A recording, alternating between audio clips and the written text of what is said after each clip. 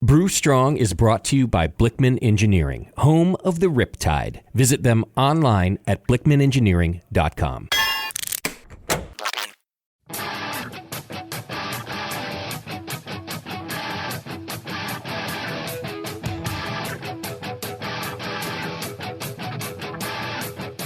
Brewers, it's time for the beer radio you've been looking for. This is the show that dispels myths, tackles the toughest topics, and makes no apologies for geeking out on beer. Hosted by two guys that drink before they think, Jamil Zainasheff and John Palmer. This is Brew Strong. Hey, howdy, hey, my brewing brothers and sisters. Greetings. All right. Welcome to another episode of Brew Strong, Pandemic Edition, which I'm enjoying. So I think we're going to keep Pandemic Edition going for a long time. I certainly do prefer it up here in the den as opposed to downstairs in the garage. Well, if you behave yourself, we will allow you to be upstairs versus downstairs. Yeah, you know, it was 115 over the weekend here. Right. It was boiling. This is God's message to you that the end of the world is nigh. Yes, cinders and ash raining down on us. Right. It's not bad enough that the whole world is burning around us, that ash is pouring out of the sky at a frightening rate. You can't see the sun anymore. Right. But there's, at least here, there were winds over 60 miles an hour here. It's like, okay, it's like literally being in a firenado here. It's pretty bad. Well, I noticed one guy in San Francisco had convinced his kids that they had moved to Mars overnight. That's where the red sky was coming from. Nice. I wish I had thought of that one. Yeah, really. Yeah, there you go. Well, I bet you who would have thought of that? Our good friend John Blickman. There you go. He's clever enough. He would have been on the ball. He would have thought of that. He's thought of lots of great brewing things as well. Right. He created a lot of seminal brewing pieces of equipment. Innators, as they're called. Yeah. Yes. I just like the word seminal.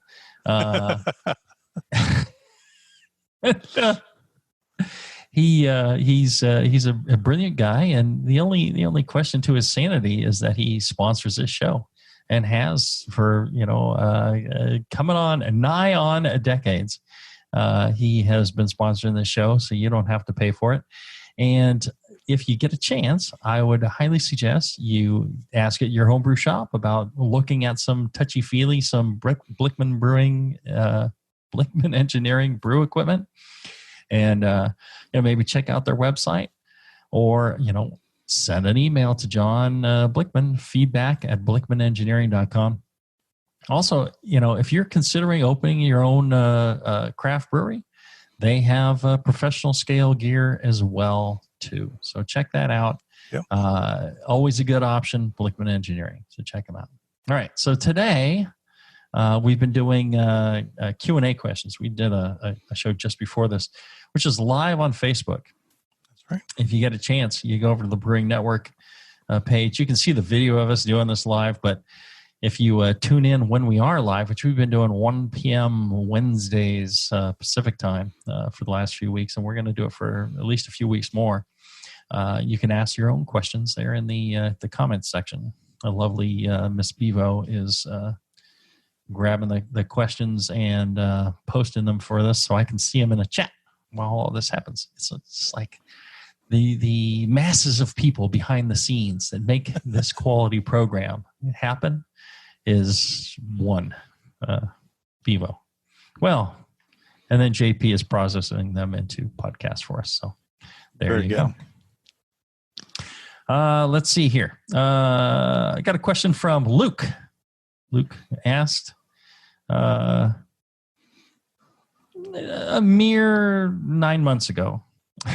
Yes, this is the thing. If you ask a question of brewstrong@thebrewingnetwork.com, if you send your questions there, you're not going to get a response. And we don't check them until we're doing Q&A shows. So, yeah, if you need to get a hold of us, you should, email us directly. John, it's howtobrew.com. Yep. For me, it's John at howtobrew.com. For me, you do Jamil at hereticbrewing.com. You can do jzainashef@gmail.com. Or you can still hit me at Jamil at mrmalty.com. He says, "Hi, Jamil. I know it's a long shot, but I am a home brewer and fan of your podcast. I live in Maine, but I'm in California for a couple of days and will be visiting your brewery tomorrow. If you happen to be around, I would love to meet you and get a tour of the brewery. Thanks, and Brew Strong, Luke."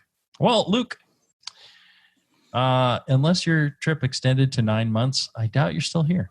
But I appreciate you stopping by. I hope you had a lovely time and enjoyed the brewery. It's great to meet homebrewers. John and I both love meeting homebrewers, listeners, pro brewers. Yep.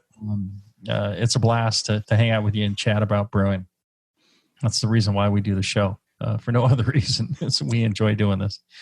Yep. So if you're around, you just need to understand that if you send email to like the Brew Strong thing, that's really just for show ideas and questions. So we don't get those very quickly.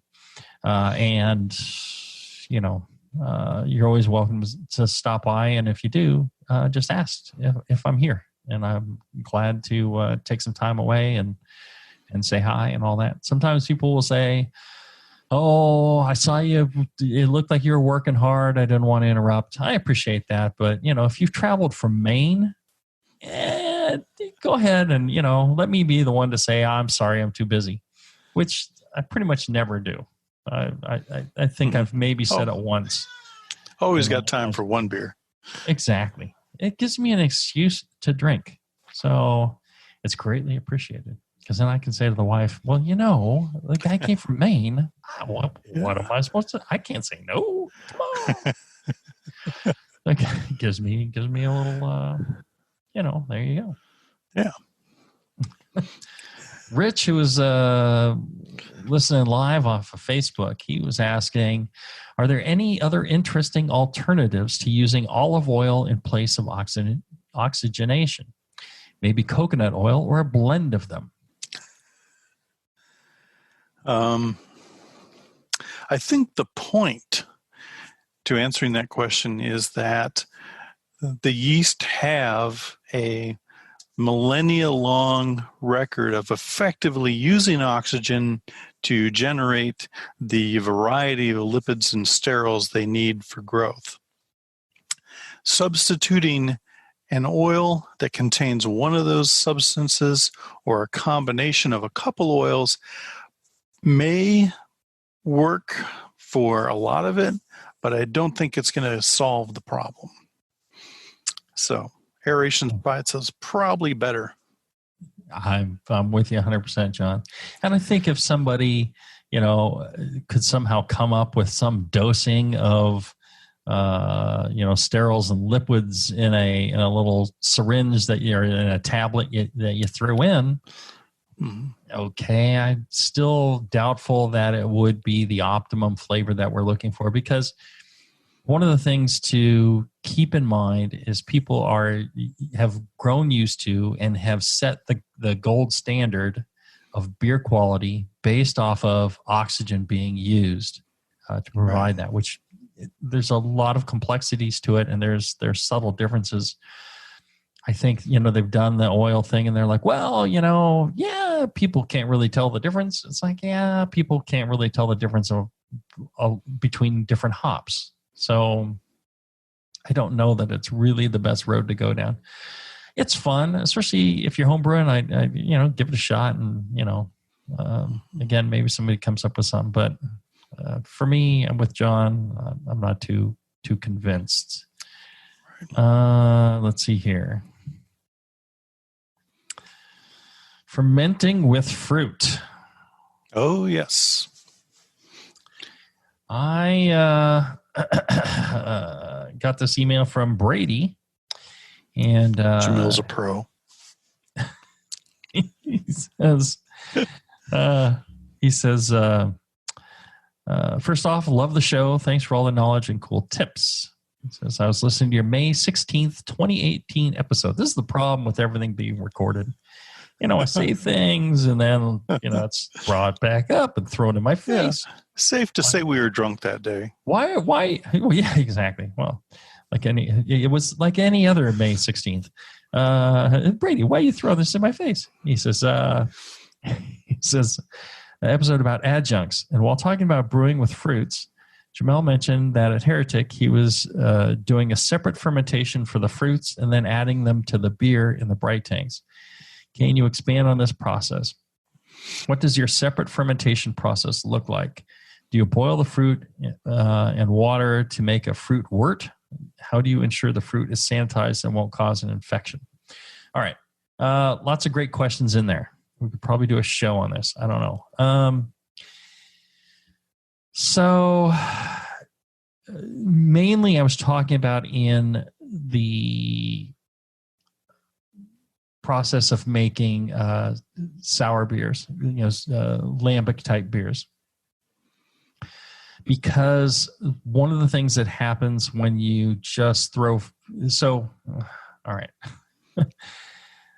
There's so many different types of fruit you could use, but what I mainly am using at Heretic is aseptic fruit puree from Oregon Fruit. And so they should give me a discount for giving them this plug. Yeah. Unfortunately, they won't. But because it's aseptic, and there's other aseptic fruit suppliers, the aseptic fruit is clean and pure. You don't have to worry about any contamination. You can just put it in your beer. We take that and ferment it, so we don't have to boil it or anything like that. It's got all its fruity goodness without doing that, and we can put that into a fermenter. And because the bricks of most of these fruit purees ranges between 6 and 11, it is a low enough bricks that it'll just directly ferment. You can add cal ale yeast to it, and it will ferment out in a day. And 6 to 11 bricks is equivalent to saying 6 to 11 Plato. Mm-hmm. So, and which is 4 times the gravity points. Or, 4 times the Plato to get gravity. 1024 to 1044. Yeah. And within a day, it pretty much ferments out because it's all pretty much fructose. And fructose is very easy for yeast to ferment. So you don't even need much of anything in there because, again, it's not that high in AB gravity. So it will ferment it, and it'll ferment it readily. So we've done this multiple times. Or many, many times. So there are beers where we put the fruit into the beer, and there's beers where we ferment the fruit separately. If it's something that is going to be very boldly fruity, it's better to ferment the fruit separately and then add it because you're going to get a lot more character from the fruit. If you're working with other fruit that needs to be sanitized, I would pasteurize it first with some hot water. The thing is, especially whole fruit, you need to macerate it. You need to break it up, and you can combine it with water. If you are working on higher gravity beers, it can be a problem trying to use fruit and with water, or even some of these purees, because they'll be a lower bricks, and it'll water down your beer. Oh. Mm-hmm. But if you want to use it if you use if you're trying to make a high ABV beer and you want to add the fruit and water, you can boil it and concentrate it down, or you can buy fruit concentrates that are also aseptic, where they've removed some of the water for you. And often the commercial ones, they remove the water under vacuum, so they don't have to heat it up as much. It's cheaper to do, and it results in less cooked flavor of the fruit. So those can be quite nice too. And so you could use those. And again, they're aseptic. Using whole fruit, the only times I generally use whole fruit is when I know the source of the whole fruit. So we have a mandarin farmer for our Mandarin IPA. He holds it on the trees for us. He specifically, grows we're buying pretty much this entire crop, and he holds it on the trees until it's just right, and then picks it for us. That's something that we do, whole fruit. And, so when you can kind of control the whole fruit, I wouldn't go to the grocery store and buy whole fruit and use that, because often it hasn't been tree ripened or plant ripened. It's just picked green and then gassed or whatever to make it ripen. So I tend to, the flavor on those is not as good. So I tend to avoid those.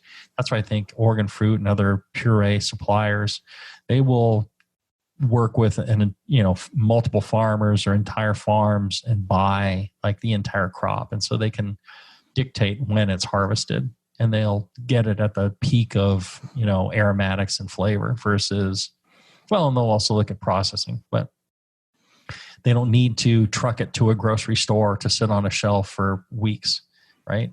They are doing it right then and there. And so it tends to be, I think, superior in a lot of ways to getting whole fruit from a grocery store. Whole fruit from a farm, that's a different thing. Did I answer the question? I think so. Yeah. Did I ramble a little bit? Can you give us an example of a beer that you do with whole fruit into the fermenter, not a separate fermentation? That would be like the Mandarin IPA. Okay. Right. And you crush the oranges and throw them in? He'll juice them for us, but since it's not aseptic, we actually have to add that juice to the whirlpool to pasteurize it.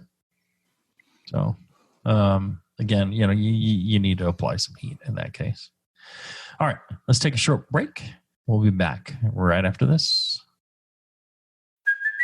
Hey, it's Kaylee Cuoco for Priceline. Ready to go to your happy place for a happy price? Well, why didn't you say so? Just download the Priceline app right now and save up to 60% on hotels. So whether it's Cousin Kevin's Kazoo Concert in Kansas City, go Kevin, or Becky's Bachelorette Bash in Bermuda, you never have to miss a trip ever again. So download the Priceline app today. Your savings are waiting. Go to your happy place for a happy price. Go to your happy price, Priceline.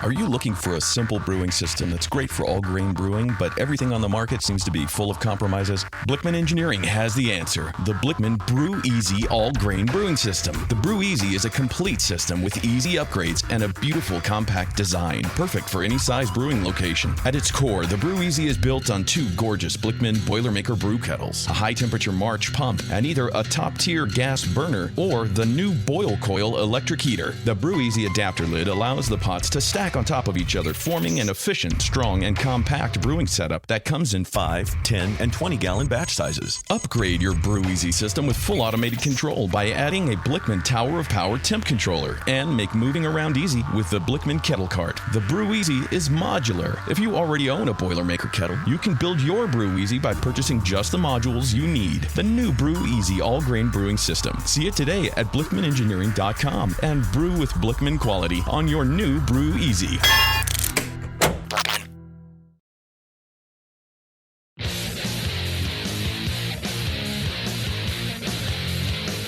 Back to the two guys that know how to turn beer into beer. This is Brew Strong. All right, we're back. We're enjoying Brew Strong live on the Brewing Network. Let's see here. Jimmy asks live on Facebook, is there a reason why homebrew stores seem to only carry 10% phosphoric acid and not 85%? Is it more of a hazard at 85 than lactic acid at 88 that's carried most commonly? Yeah, that's the issue. It's the percentage concentration of an acid does not match Corrosivity. It's right, acidifying capacity. So they are completely different. But perhaps this is why in our previous show, when we talked about, it was Mark. It was an email. Yeah, Mark, he asked, he was using 20 mils of phosphoric. That still seems like a lot, even at 10%. Well, 20 mils of 10% phosphoric is equivalent to, I think, 3 mils of the 88% lactic. Oh, okay. Well, then maybe not too much. Yeah, they were similar, but for his water, it seemed like a little too much. Yeah, and he was using both. The way I interpreted that email is using both of those acids into that 8.5 gallons, which I think was excessive. Well, and I will say this: just use the lactic from your homebrew shop. Don't use phosphoric. I know people talk about phosphoric, having a better flavor or something like that. We use phosphoric here at Heretic, but we get the 85%, and then we have all the hazardous gear to use it.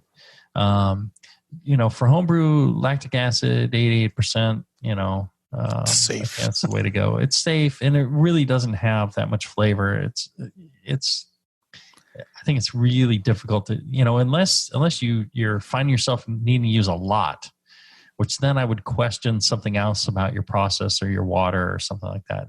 And I would correct it there versus trying to use a massive amount of lactic acid.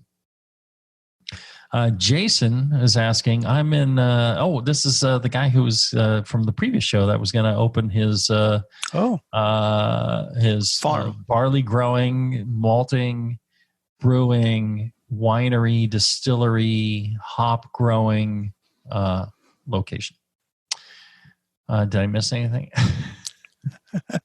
Auto body repair. No. He says, Jason says, I'm in Missouri Southwest.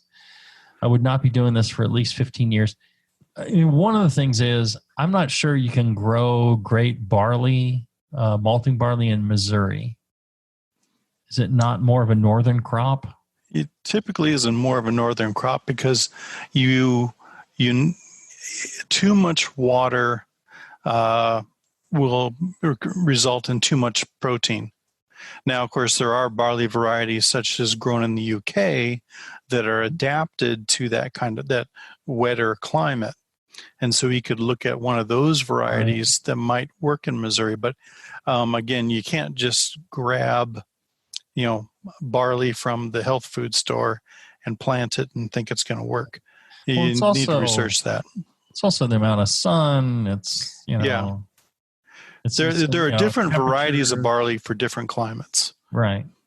I'd not be doing this for, and I've not personally grown barley, so I got my head up my ass on this one, Jason. I would not be doing this for at least, don't confirm. No, don't post. No, please. No, I'm just kidding. I'm in Missouri. I wouldn't be doing this for at least 15 years, but if I am fairly serious, I am going to start preparing the property. Well, yeah, probably take a while. The idea of growing barley would be for base malt only and not as 100% of the total grain bill. Still, it's got to be, we were talking last show about how important base malt is to malt character of a beer. So it's really critical. I've recently added distilling to my 21 years brewing experience and really like the idea of having a distillery on premises to aid in barrel aging. Yeah. I also want to age whiskey in fresh Missouri oak barrels, then imperial stout, then whiskey back in the barrel. I've been doing the distillery thing for 4 years, the brewery thing for 10 years, and I have not been able to do that once yet. So it takes a lot of time. Because a lot of the distillery barrels that we use that have the best flavor are 10-year distillery barrels. So it's a 10-year cycle to do the distilling with them and then do the beer with them, which is like a 1 or 2 year cycle, and then do the if I tried to do this multiple times, I'd be dead already. I'm old. Let's see, Missouri oak barrels. When neutral, I want to start using the barrels for my sour program. Okay, you're going to be dead before these barrels are neutral, I think. That's part of the problem. Barrels for your sour program. I'm at the beginning of this at home level now. One of the things about doing sour beers, you need to really do them in wine barrels, not spirit barrels. You can do them in spirit barrels. The problem with spirit barrels is the staves are very thin. Wine barrels are 3 times as thick, I think, which controls the ingress of oxygen into the beer. Mm. And you need to be very careful with that. If you let too much oxygen in too quickly, you end up with something tasting of acetone and garbage versus fine sour beer. Fine sour beer, barrel-aged sour beer takes a lot of time and takes proper conditions. There's a reason why the folks at Cantillon and elsewhere have this history. Trying to do it quickly is almost always a failure, and even people who have the proper stuff don't necessarily do it. We end up spending 3 years on these sours, those barrel-aged sours. You've got to use a thick quality wine barrel. So that's one of the things about the sours, and just the cycle time takes forever. My advice would be to pick one thing that you really want to do that really is your passion of all the many things that you've mentioned, and just focus on that, do that, and try to perfect that. And once you've perfected that, then by all means, take on the next thing. But, pick any one of those. But trying to do all of those things, it sounds wonderful, but oh my God, you'll end up doing all those things poorly versus, I think it's better to try and do one thing really well than a number of things poorly. That's just my opinion, but Mm-hmm. We want you to succeed. Yes. I'd love to come visit you. 320 acres. I'm sure Blickman would be up for coming and going shooting. Oh yeah. Yeah. And I haven't been to Missouri in a while. But yes, one of these days. So, Jason, you let us know when you're up and running, and then we're there. And we will come and we will admit we were wrong, that you have pulled off the ultimate farm brewery, distillery, winery. There you go. Brian asks, John Palmer, I have purchased your water book and want a refund. No. And I must admit, as a guy who flunked high school chemistry, it's rough. Any thoughts to help us simpletons to get the best out of your vast knowledge? Your giant gourd-like brain. I think I did a good job of distilling the water book into a couple of chapters in the most recent edition of How to Brew. So the 2017 edition of How to Brew condensed what I learned in doing the water book. So you're saying instead of buying the water book, or the water book could have been a couple chapters long. Yeah. Well, for different audiences, different nuances, but yes, yes. Yeah. That's why some people like S&M and some people don't. Or the some majority of people don't. DS. Yeah. The majority of people don't, and a few people do. Right. Same thing with the water book. Is that what you're saying? Is this your... Yeah. If you like the long, extended masochism, then the water book. If you want the short and sweet masochism, then just a couple chapters in How to Brew. There you go. But distilling it down to a couple of takeaways. In general, adding hardness to your water is a good thing. Like a teaspoon of gypsum, just to add some more calcium. generally works. Less is better in general. Don't go overboard. Keep it simple. Make your adjustments small. See how the beer turns out. Then maybe you can go a little bit more, but just be moderate in your approach and test, drink, try again. Yeah. If you go nuts and you put 10 things in at high levels, you're never going to know what happened. Right. The other important takeaway is that what we are doing with water adjustment, number one is we're trying to dial in our mash pH. So you adjust your water using software to achieve your target mash pH somewhere in the range of 5.2 to 5.6 measured at room temperature. After that, you can play with the sulfate to chloride ratio by manipulating your salt amounts. Those are the two things that you're trying to do with water adjustment. Get software, read the chapters. Don't try to match a specific brewing city, because then you're chasing your tail trying to dial in on something that doesn't need to be so exact. Brewing is cooking. We are seasoning the beer, and 1 teaspoon of salt for Chef A may only be a half teaspoon of salt for Chef B. So don't be rigid in your thinking. We're seasoning the beer. We're adjusting it to taste when it comes to those final numbers. All right. We'll be back with more of your questions right after this.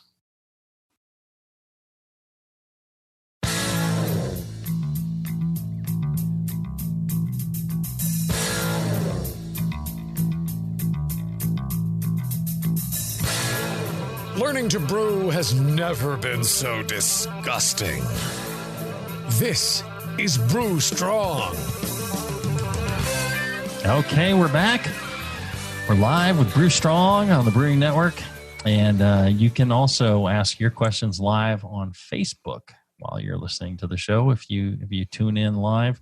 And you can even find the video there, or the podcast will be available for download. I want to thank our good friends at Brew Chatter for sponsoring us. Good folks out there. They got a beautiful place out in Sparks, Nevada, right outside of Reno. And they've got their own little bar in there where they hand curate some great beers on tap that you can enjoy an adult beverage while you shop for your homebrew ingredients. How about that? They've got a tremendous array of homebrew ingredients. Everything that they have in there is stuff that they use. They don't sell any crap. They sell stuff that they believe in, that they've tried, that they know, and they've got the skill and the knowledge to help you use it appropriately as well. Whether it's in person or online, they will help you out. So check them out, brewchatter.com. All right. Let's see. We'll go back to the mailbag here. And mail from Norway has asked, he says, "Hi, Brew Strong team." So we're a team, you and I. That's right. And Bevo. And Bevo's part of our team, yes. She's absolutely part of the team. I don't really count JP and Justin as part of the team. I mean, really, they help out, but, They're subs, yeah. Let's see. Firstly, I'd like to thank you for the program. It's a great help for home brewing community. I was wondering what your view was on fermenting under pressure, which is supposed to allow brewing lagers at ale temperature, lower ester production, etc. I've been doing a Ask Me Anything segment on Beer Advocate and answering questions there, and that was one of the things that came up there as well. To me, the argument of saying that the process mimics the hydrostatic pressure observed in large fermenters is not valid, as in our case, the pressure comes from CO2, which is likely to affect pH. In addition, since it has proven that yeast expresses stress under hydrostatic pressure, I find it strange that increasing pressure would help for obtaining better beer. What do you guys think? I'm all right. I'm with them. I think we did some shows on brewing under pressure with John Blickman. Yep. And where I think he went up to like 100 psi or something, didn't he? Or 60 psi. He was like, this is at it was 5. like 2 atmospheres. 5 atmospheres. No, he did like a high, he did a 5? really high one. I think so. I may be wrong, but so here's one of the things is that yeast under stress and high hydrostatic pressure, high pressure in the fermenter produces stress. Now, what the stress is, they're spheroid objects filled with liquid, so the pressure is not quite as bad. It's like when you go scuba diving.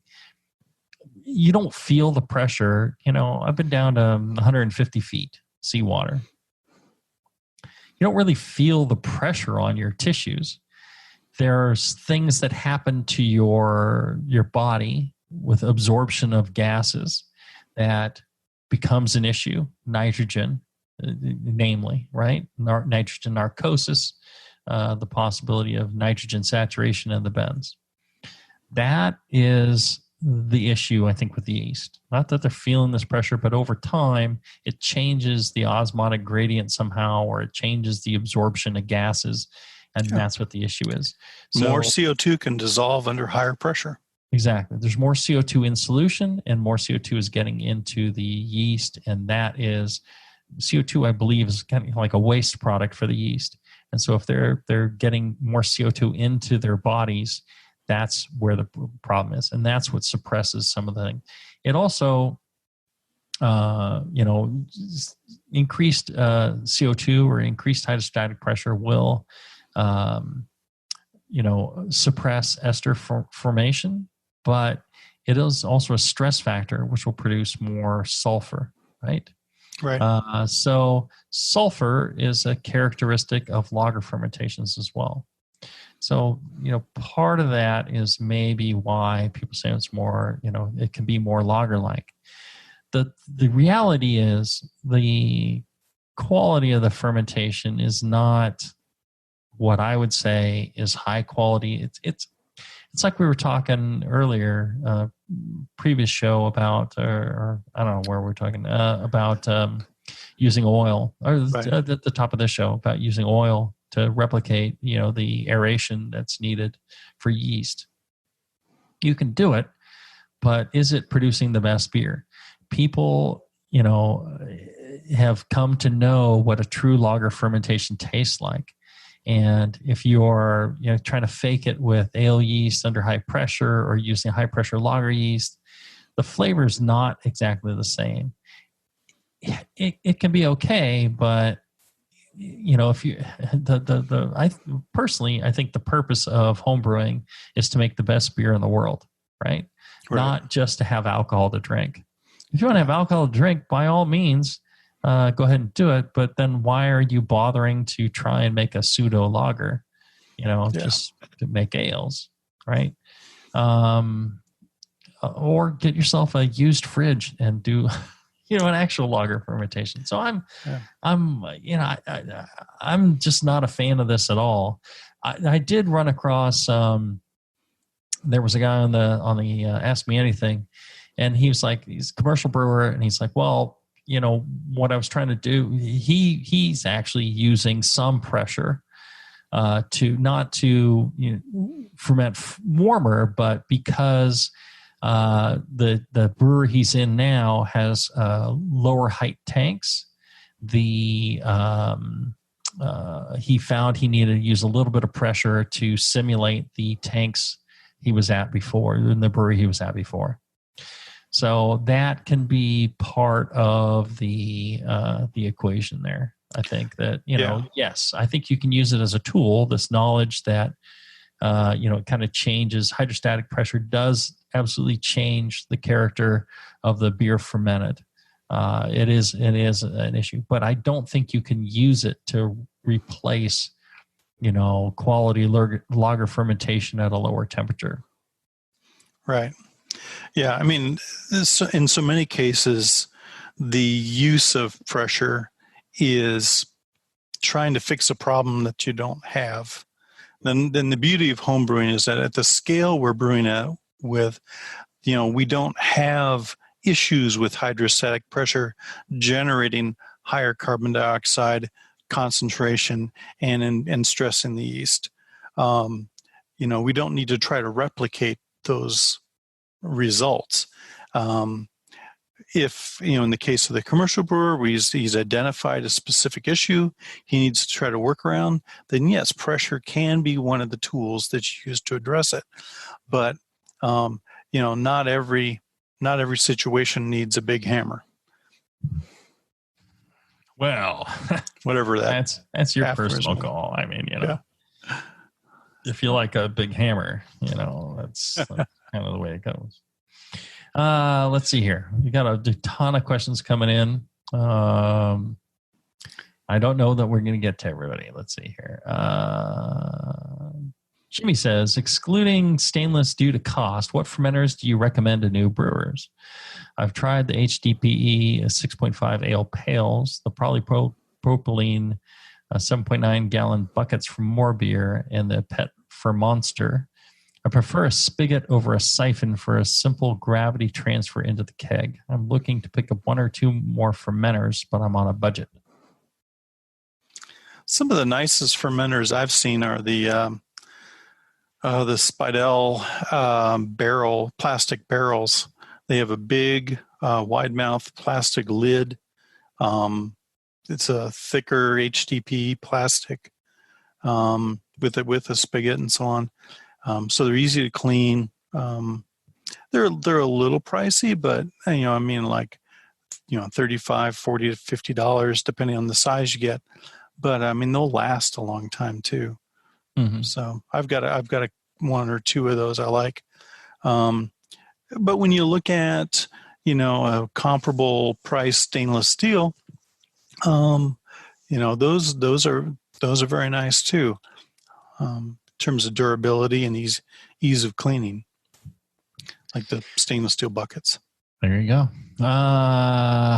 Let's see here. Dolph, he's back he's double dipping here. He's back for seconds. He says, sorry to go back to malt flavor and aroma with a follow-up from the last show. Can oxygenation have an effect on malt aroma? I'm familiar with effects on flavor, but when comparing imported Märzen Oktoberfest beers to my own, there's an almost sweet smell in the imported, if that makes sense.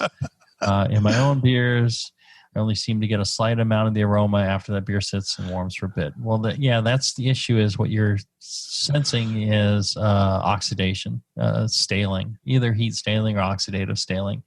And what it'll produce is kind of a sweet, kind of weird candy-like, sometimes caramel candy-like, or even like a sweet hard candy character to the beer. Yeah. And that's not malt character. That is oxidized malt character. Yeah. Mike Murphy asks, he says, I brewed an Imperial Strawberry Blonde Ale. The first time I brewed it, lightning struck and the beer was delicious. Isn't that the way it is? You can't get back there. Great strawberry flavor came through. I've brewed it 5 times since and haven't been able to recreate the magic. The strawberry came across as tart. I used fresh strawberries that I puree in a blender and empty in a muslin bag and then freeze in a plastic bag in the shape of a round cylinder. When I keg the beer, I add the frozen puree in the bag to the corny keg. I let it sit for 3 days and then rack into another corny keg, leaving the strawberry matter behind. What advice can you give to recreate the magic? I think a big part of the problem may come from the strawberries themselves, because strawberries are an agricultural crop and they're completely different, can be completely different every year. Crop to crop, yeah. Yeah, and so you may be getting, strawberries that are far more sour and they can have a lot of acid in them. You may be getting strawberries that have far less flavor. And so that's one of the issues I was mentioning when we're talking about, using fruit. A company like Oregon Fruit or one of these other, brewery suppliers of a fruit, or they do it for food service and everything else. They are dealing with farms that they deal with on a regular basis, and for some of them, they'll buy an entire crop. So they're like, look, leave it on the plant longer, leave those strawberries longer. They're not ready yet. They'll taste them, they'll test them, they'll see, yeah, these are good strawberries, and now they're full flavor. Now they have the acid we want. Now they have the sugar we want. They're ready to pick, and they'll, take the crop, and then they'll process them right away. Whereas at the grocery store, strawberries get so soft and mushy that they get picked early, and they get picked hard and green, and then they ripen up later. And so you're really not getting the best flavor from them. So, I mean, I go to the grocery store at least once a week, so I got nothing against grocery stores, but this is one of the things that you have to kind of be careful with. And the grocery stores will have some great stuff, but generally what you're looking for, the grocery store in that case, is frozen fruit, because then they've left it on the vine. It's stuff that was there. They will often do that more of the late harvest, and it's got more flavor and it's less sour. So I would, focus on those than using fresh strawberries. So I'm not sure, because it sounded like it was fresh strawberries, because he's blending them and putting them in a muslin bag and freezing them. Yeah, so that might be the issue. I mean, other issues are, and one of the things you can do to recreate the magic is you might consider just a tiniest amounts of maybe like a fruit extract. You have to be careful though, because a lot of them are very fake, but strawberry can be okay. And just, do your fruit thing, but, a tiny drop of this fruit extract could brighten up some of those aromatics, and a big part of the flavor comes from the aromatics. So maybe try that. Sounds good. There you go. All right. Leaf asks, if you would craft a recipe for an American IPA for the good book in 2020, how would that look? American IPA. I would go, good, high quality American 2-row. I'd go a little bit of crystal malt, a lighter crystal. 5%, 3%. Yeah. Small amounts. And then, a lot of the, more trendy modern hops. I would put a bit in the bittering, but I'd put a lot more in the whirlpool and dry hop. I'd make it, nice and clear. I wouldn't go hazy on that. I'd probably use something like a 001 or a yeast along those lines to give it a nice bright flavor. More focused on the hops than on the malt. I can IPA right now, California IPA. Yeah, I like a good bittering hop addition in my IPAs. I wouldn't go as hard and heavy as in the past. I think things have trended towards a little bit softer. There was a period where it was insanely bitter. Right. Good firm bittering, but I wouldn't go harsh. Yeah. I kind of like to go 30% of my total IBUs for the bittering hop addition, and then make up the rest in whirlpool hops, like in dry hopping, like you say. Yeah, while it may not produce isomerized alpha acids, dry hopping can produce quite a bit of bitterness as well. Yeah. Bitter character to the beer. Right. No. All right. Did Bevo have an input on that one? I don't know. She is scouring the comment section. Okay.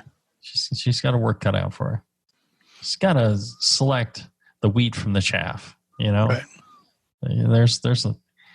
If I know our listeners, there's a lot of garbage to go through before you get the gems. It's it's like digging through civet cat poo, trying to find the coffee beans.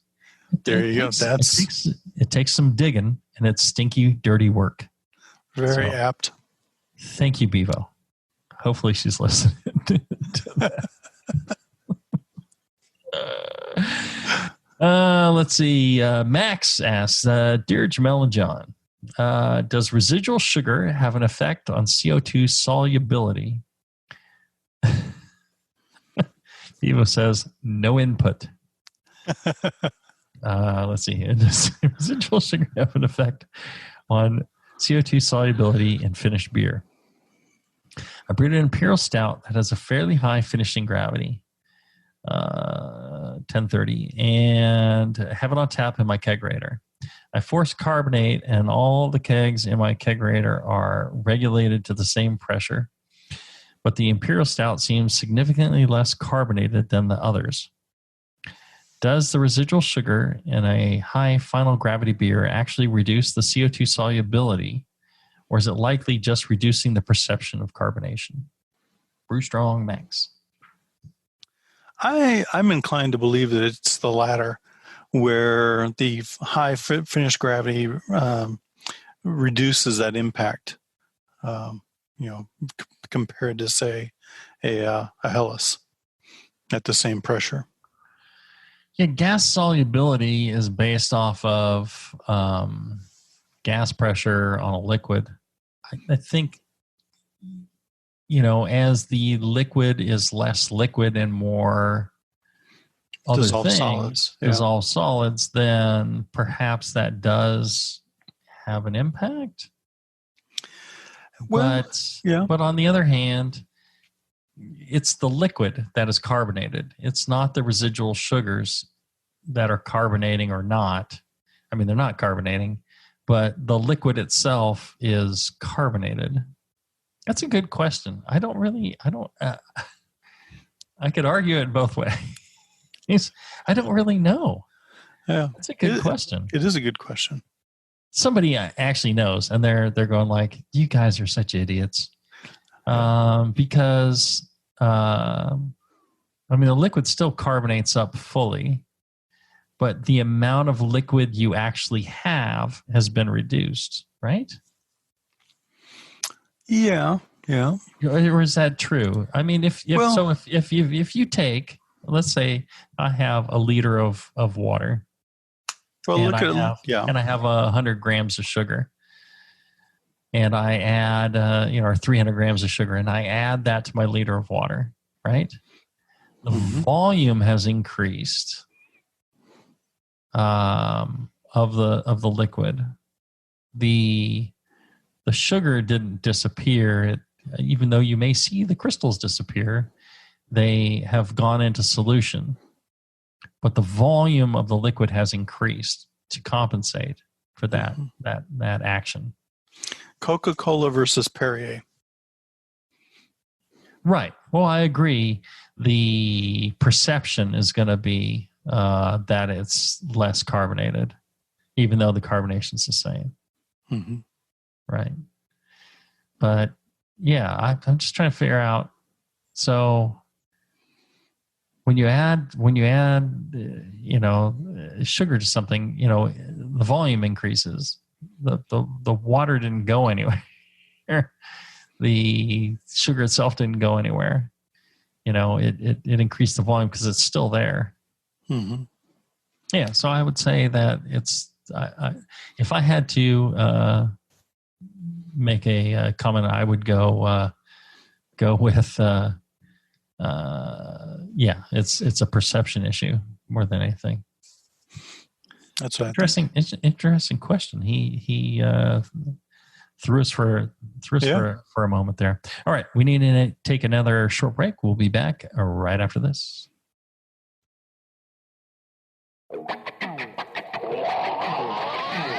Back to the beer guys that make other beer guys look like wine guys. Brew Strong. All right, we're back. We're having some fun here doing Brew Strong live on the BrewingNetwork.com. Let's see here. Brian says, so when can I expect more locker room humor? Based on past episodes and past comments, I've been listening for a long time. I missed the spicing of good juvenile side comments like cut off a fresh piece. That was not a juvenile comment. I take offense at that, Brian. That was a sage piece of advice from a seasoned brewer telling you to snap off a fresh piece of hose when you needed to do a transfer versus, when looking at your ugly, disgusting, withered hose. Discolored even. Discolored, yes. From lots of use, much tugging on the hose. It's not worth holding on to your hose so tightly.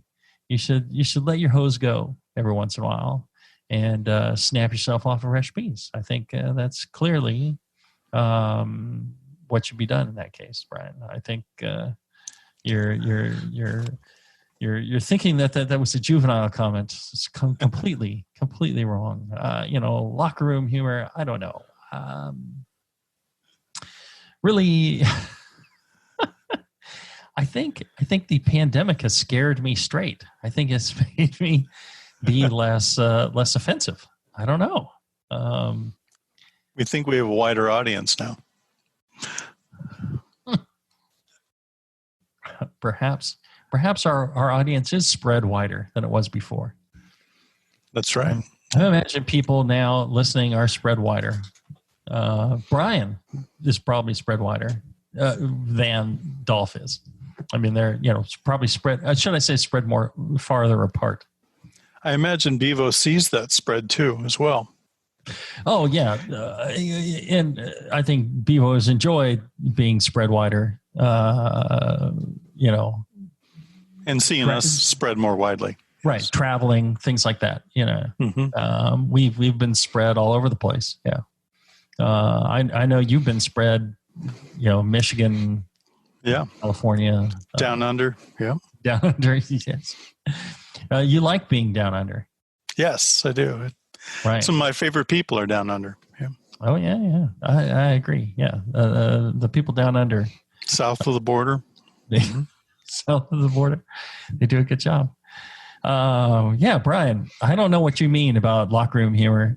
There's never been a such thing on this show. We've really spent our time trying to nip that in the bud. Yeah, nip it in the bud. We are professionals talking about a very serious subject here, and we're taking great offense to your saying that we're juvenile. Just nothing could be further from the truth. Dolph asks, in the Brewing Classic Styles process section, Bevo says, "Oh Lord."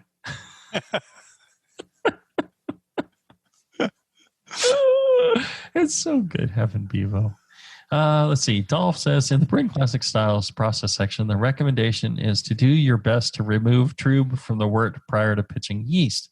If this is not done efficiently, would there really be a noticeable difference in clarity from those extra cold break proteins being present during fermentation? No. It's not that important. It mainly, the difference could possibly be in long-term stability and staling, but it's not that big a deal. People transfer just tons of trub, and it turns out fine. Yeah. There was even a question which we didn't get to, and I'm very sorry to all the email folks that didn't get their questions read. We missed out on 1, 2, 3, 4, 5 questions. There was a lot in the chat this time. We'll address those next week. We absolutely can. Maybe we should just try and hammer through and catch up on Q&A. So yeah, I wouldn't worry about it that much. I generally think it's better to clear the trub from the wort as much as possible. Mm-hmm. And then, I think that's the better way to go. There's no reason to carry it over. Try and do your best to kind of remove it, but don't freak out if you get some trub in there. It's not the end of the world. If you look at brew in the bag and no chill overnight, like the Australians do, they make great beers that way with total trub carryover. So it's not the end of the world if you do carry some over. But in general, better practice is less trub carryover is probably better for long-term flavor stability. Well, and there you have it. Thanks, everyone, for joining us on this episode of Brew Strong. Like I said, if you're listening live, we're going to do this every week until we catch back up, and then probably then some. Bevo and I were talking about maybe carrying this out for a while longer, just because, one, I'm enjoying it. I think you're enjoying it too, John, and it gives us an opportunity to really kind of catch up and make sure we don't get behind again.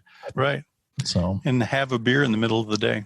There you go. Right. So 1 p.m. Pacific time on Wednesdays. I mean, we could shift later if we had to. I don't know. But come and join us. You can listen live on Facebook, and you can ask your own questions. A lot of people did today. They jumped in and asked questions, and that really helped the show, I think. So a lot of appreciation to all you guys, Dolph and Brian and Leaf and Mike and Jimmy and Jason and Rich and Eric and Jimmy and everybody else. Thank you so much for participating in the show, and thank you very much to John Blickman for sponsoring the show, and my friends at Brew Chatter. Right. Be sure to check them out and support them. We would appreciate you send an email to feedback@blickmanengineering.com and tell him that you appreciate he paid for the show. If nothing else, that's the way that you can support the show and make sure that we stay able to provide you this very serious, non-juvenile, completely lacking in locker room humor show for your brewing needs. Until then, everybody, brew strong. Brew strong, everyone.